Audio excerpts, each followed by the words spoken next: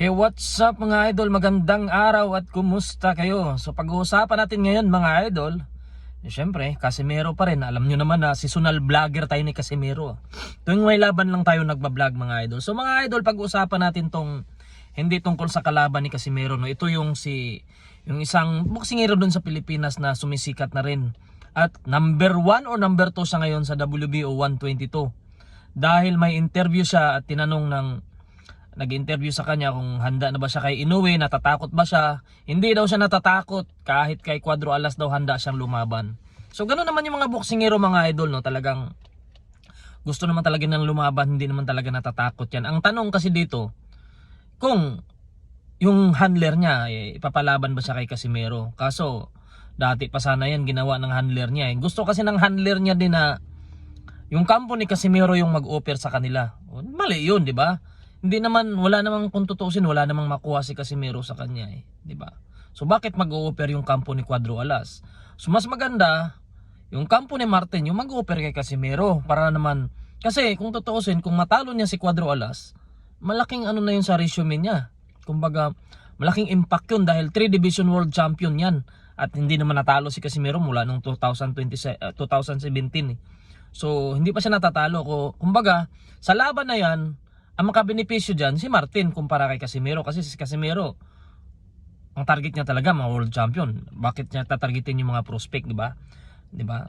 Kaya kung ako kay Martin, kung gusto talaga nilang makalaban si Casimero, siguro after the fight nila ngayon, pwede nilang operan si Cuadro Alas. Total, yung MP promotion, kumbaga legal na silang mag-promote. Kumbaga meron na silang lisensya sa US mga idol. So kahit saan gaganapin yung laban, pwede na yan, di ba?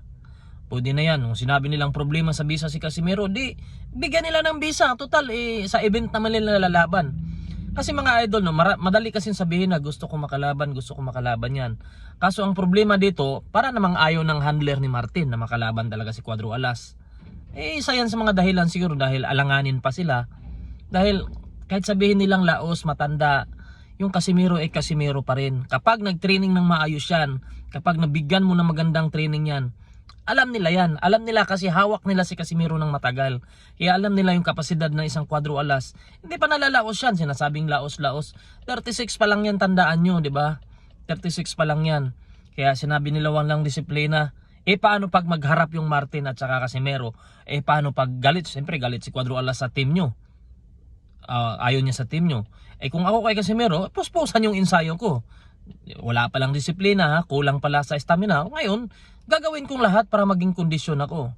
So, yan ang kinatakot ng kampo ni Martin. Kaya, kahit gustuhin man ni Martin na kalabanin si Casimero, wala rin siya magagawa kasi naghihintay lang siya ng sasabihin ng mga kampo niya. Kasi, ang gusto kasi nila, yung kampo ni Casimero yung mag-offer sa kanila. Anong sense nun, di ba? Kung gusto nyo talaga makalaban si Cuadro Alas, kayo mag-offer ng pera sa kanya, kayo mag-offer ng laban, hindi siya. Kasi kung sinong makinabang dyan, mas malaki yung pakinabang ni Martin kung matalo niya si Casimero. Kaysa yung matalo siya ni Casimero, ano mapapala ni Casimero?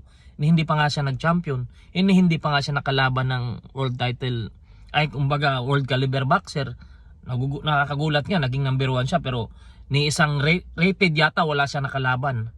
Meron siyang dating former world champion na kalaban, pero kupas na yun. Nung naglaban sila, hindi na world ranking yun. Kaya mga idol, tingin ko itong laban na to, world ranking ba to si Iran Dipain? Hindi ako sure mga idol, no? So comment down below kung si Iran Dipain naka world ranking siya ngayon, ha.